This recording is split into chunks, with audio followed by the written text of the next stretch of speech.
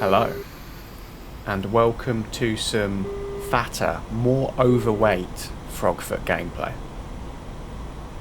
So, with Contention Cold War, we were allowed to bring the Su-25T into combat, rather than just only having the Su-25A as the sole option. Which I think this is a good thing, because if you've ever tried to play the Su-25T in the land of the F-18 Hornets and F-15 Eagles and stuff, you usually die rather hard in a PvP setting. So it's nice to see this thing being a more competitive airframe on the Cold War scenario.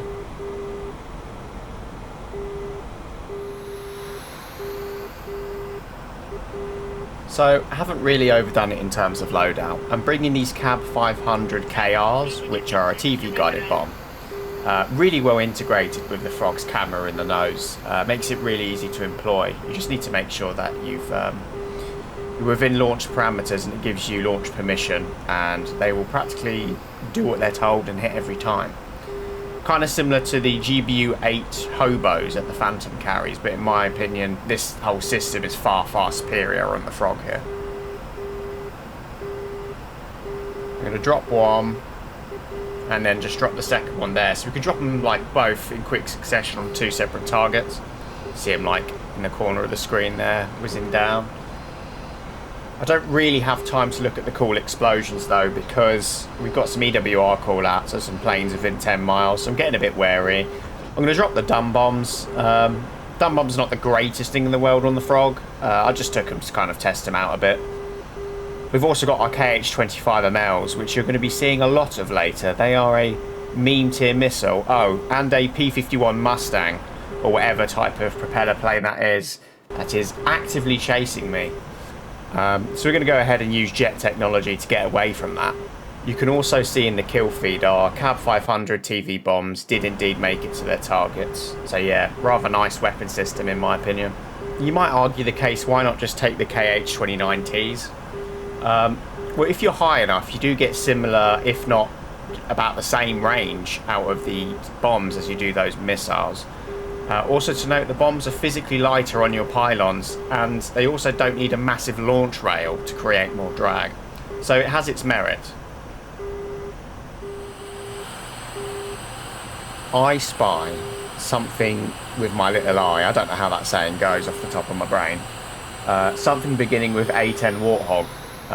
I'm trying to gain a contrast lock with it in the camera, because I want to employ those meme tier missiles against the A10, and you're going to see why I want to do that very shortly. So yeah, we're fiddling with that silly little target size square thing. Just try and grab him in the camera, and eventually, with enough persistence and dynamicism, let's say that, we should be able to gain a lock with it. ... pending. I'm getting impatient watching this. Can I hurry up? And there we go, I've got it. So we turn the laser on, we've got the launch permission, and we go ahead and launch. I'm going to say launch a lot, that KH-25. And the f***ing thing is pulling lead because it has a Giga laser seeker.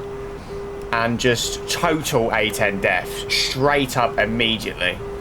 And yeah, very nice. It's the forbidden Fox 1 missile in Era 1 on Contention Cold War. And it's so much fun if like all the stars align and it works properly. So we are approaching this F4 Phantom, and I'm looking to gain a similar result as what I just did to the A10. We've got them locked with the contrast lock.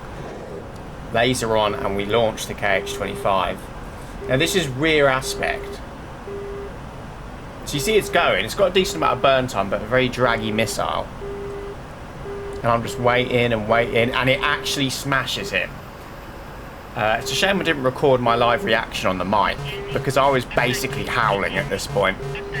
It's unironically a better missile than the AIM-9B is, but far more difficult to employ and much more of a pain in the arse. So now we've got this F5 on our 6, and we can start talking about the dogfight performance on the Su-25T.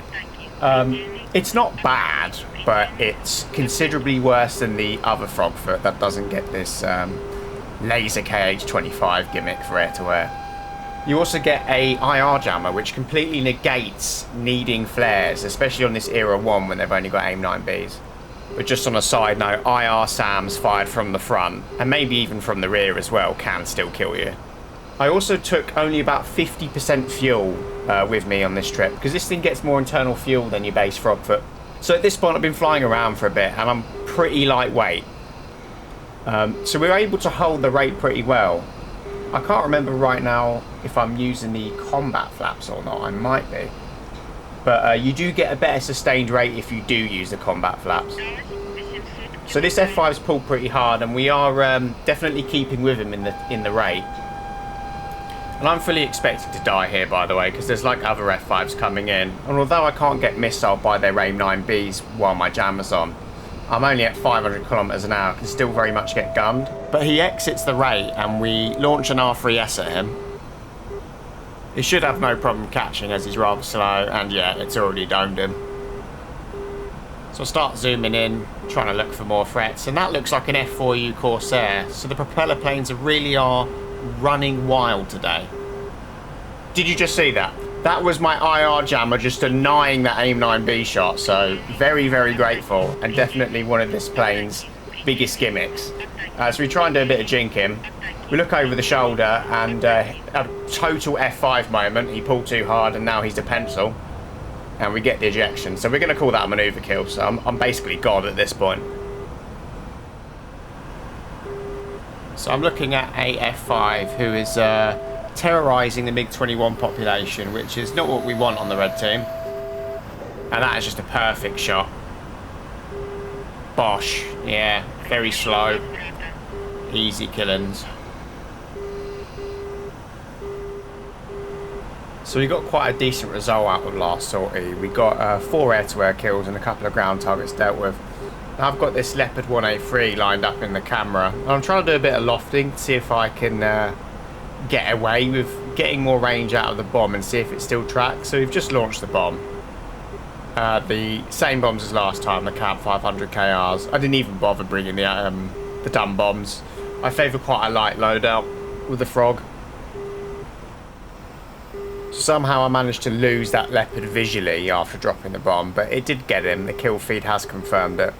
And we're looking for another target to just ditch this last bomb on. You can actually see the smoke plume of the dead Leopard there as we dive in for another dot that we can see. Turn the TV on, grab that, and it's some sort of infantry fighting vehicle or wheeled vehicle of some sort. And I love like dipping the wing and watching that little thing go in. It is so cool looking. And hopefully this time you'll actually be able to see it go boom. And it did go boom. Instant kill to that Striker ICV there. Super fun little guided weapon to use. So I've still got my 2 laser guided anti-ship missile, quote unquote, KH-25MLs on board. But we're not going to be going after ships with these missiles or ground targets, as you can imagine. And as you've seen, who doesn't want to shoot a Viggen head on with, you know, a laser guided missile? And you probably should, because they've got those weird RB05 things that can sometimes catch you off guard. There we go, we get launch authority, laser locked. Gonna zoom in, yeah, that's definitely a Viggen. Shoot off the new weapon of death.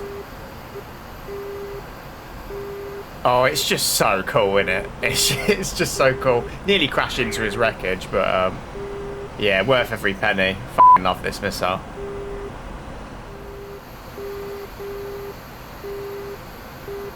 So up ahead we've got a Phantom merged with a friendly fighter. I'm trying to get the lock with the camera again to see if I can score yet another KH-25 kill. And the camera can sometimes struggle when these targets are moving quite erratically. It prefers something flying straight towards or away from it.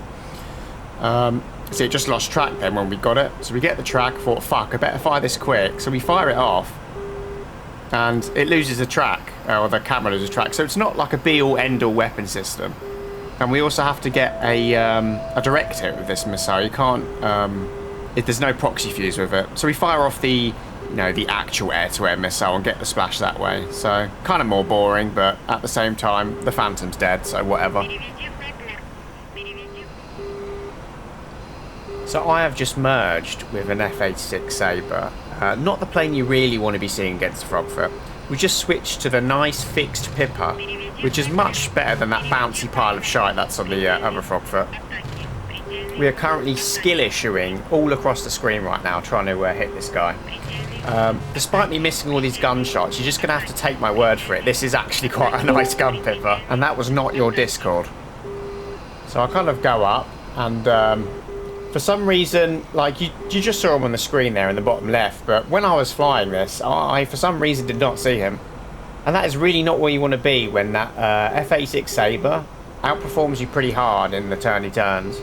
If I was in a Su-25 normal Frogfoot, this is where it would shine, because it is, you know, quite a bit lighter than this T Frogfoot. And as I said, this thing's not bad in a dogfight. But the Sabre is kind of the ultimate opponent to fight in this jet. It's going to be your hardest fight. I have managed to bring one down once, but that was against probably a dumber pilot. As you can see, this guy is, well, he's reacting to everything I'm doing, which is not what I want. I mean, I'm trying my best. Kind of experimenting with flaps up, flaps down, this, that, and the other. But we kind of bring it into a two-circle, and he starts pulling hard into me. And he almost gets a hit in there, so yeah. It is getting pretty spicy against this Sabre. I'm going to try and add a vertical element here to see if I can get any sort of edge using the flaps. And as you can see, it's not happening, and he gets a hit in there on one of my engines.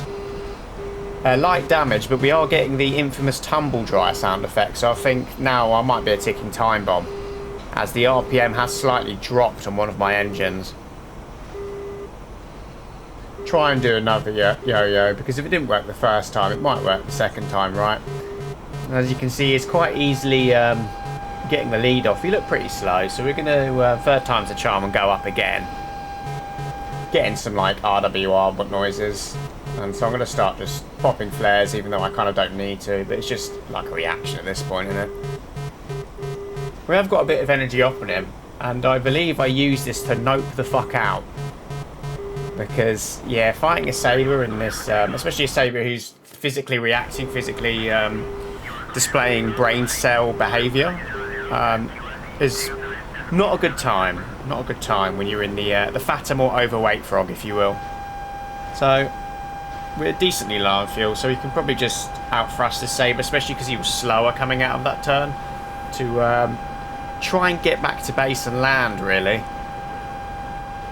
We've got a mile separation on him already. And I am, as you heard earlier, I'm in a Discord call with other people, and it's pretty much at this point I am told that the Sabre begins to peel off. So, pretty fortunate as we throw some defensive shapes against the last of his gunfire. We do end up making it back to base, and I managed to completely skill issue and not record my landing. Which is a bit annoying because I'm really crap at YouTube.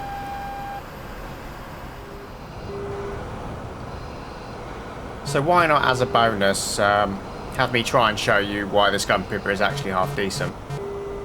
I think it's time to wrap up the video there.